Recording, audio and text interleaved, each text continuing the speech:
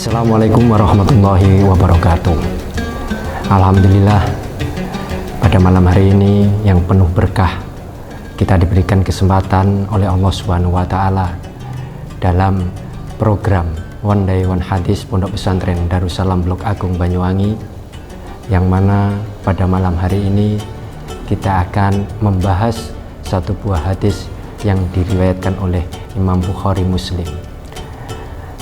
An Abi Ruqabah At-Tamim Ad-Dari radhiyallahu anhu anan Nabiyya sallallahu alaihi wasallam qala ad-dinu an-nasihatu. Qulna liman qala lillahi wa li kitabihi wa li rasulihi wa li a'immatil muslimin wa ammatihim.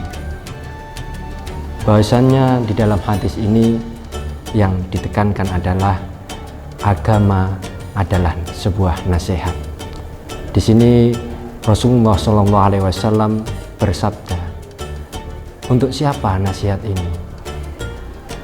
Nabi Muhammad bersabda bahwasanya hadis ini, agama adalah nasihat untuk yang berkaitan dengan Allah Subhanahu wa Ta'ala, untuk kitabullah, untuk utusan-utusan Allah, untuk pemimpin para umat muslim, dan khususnya secara umum adalah umat muslim yang ada di dunia.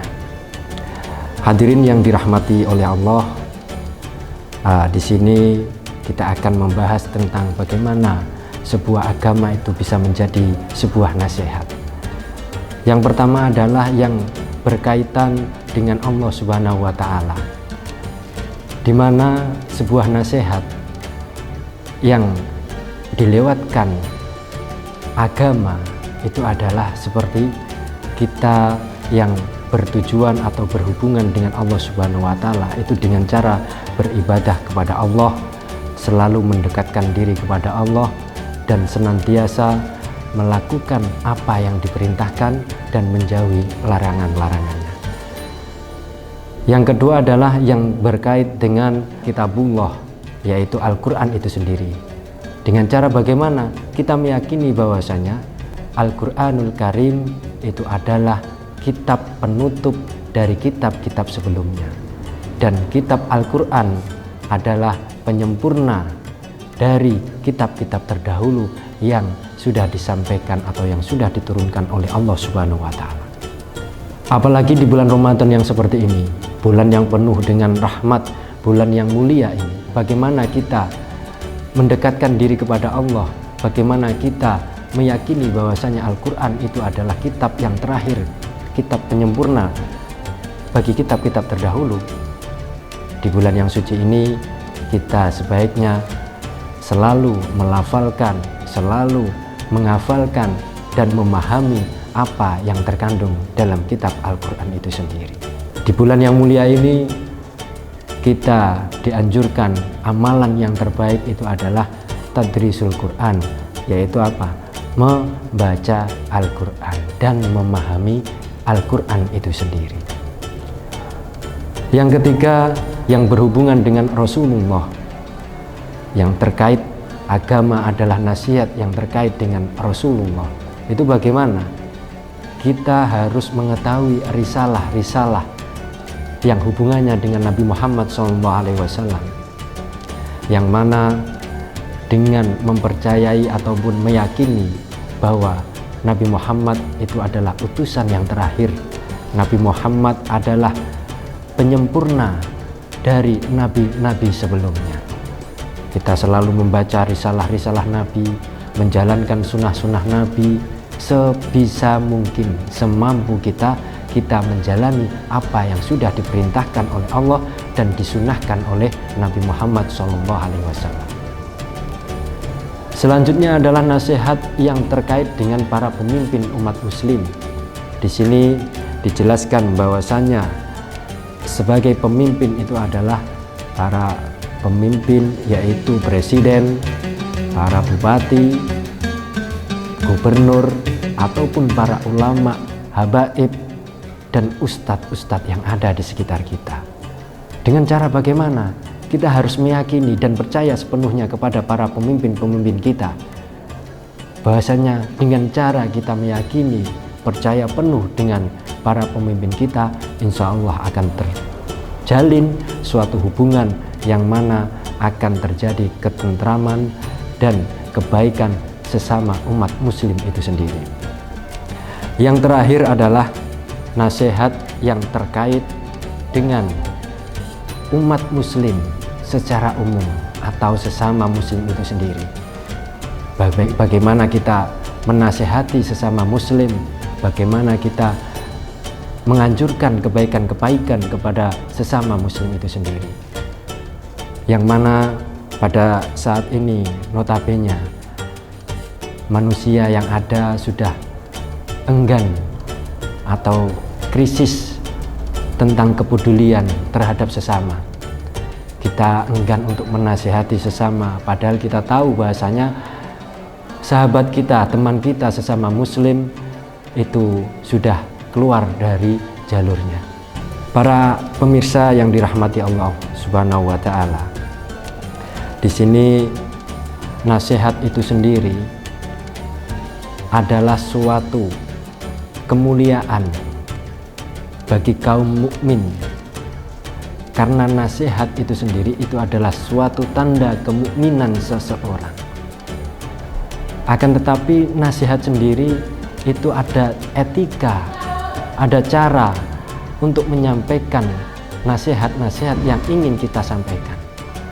Tidak serta-merta kita selalu gampang menasihati seseorang, entah itu sahabat, entah itu orang lain, ataupun siapapun itu. Kita tidak bisa semena-mena memberikan nasihat walaupun nasihat itu benar. Para ulama berpendapat bahwasanya orang yang menasihati saudaranya secara rahasia berarti itu benar-benar suatu nasihat. Adapun orang yang menasihati saudaranya di depan umum berarti dia sedang mempermalukannya, bukan menasihatinya. Di sini kita bisa menggarisbawahi bahwasanya etika ketika kita memberi nasihat kepada orang lain itu dengan cara bagaimana? Dengan cara sirri atau sembunyi-sembunyi. Di sini kita harus tahu membedakan orang ini pantas tidak dinasihati di depan umum. Kita harus tahu diri, menyadari bahwasanya nasihat itu tidak serta-merta bisa langsung disampaikan kepada orang yang dinasihati. Karena apa? Karena nasihat yang disampaikan secara umum itu bukan sebuah nasihat, akan tetapi sebuah kemunduran atau menjatuhkan orang tersebut yang kita nasihati. Fudail bin Iyad berkata, orang mukmin adalah orang yang menutup aib saudaranya dan menasihatinya. Sedangkan orang yang durhaka adalah orang yang membuka aib saudaranya dan mempermalukannya.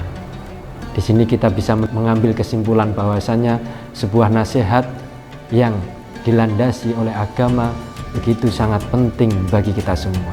Berbeda dengan seseorang yang tidak memiliki agama, maka mereka kehidupannya tidak akan tentram, tidak akan tenang. Karena apa? Karena ad-dinu an-nasihatu. Agama itu adalah nasihat. Tanpa ada orang yang menasihati, kalau kita paham, seorang mukmin paham dengan agamanya, itu pasti mereka dengan sendirinya ada yang menasihati. Intisari dari hadis yang sudah disampaikan tadi, nasihat adalah bagian dari agama dan ajaran Islam yang terwujud pada amal dan perbuatannya.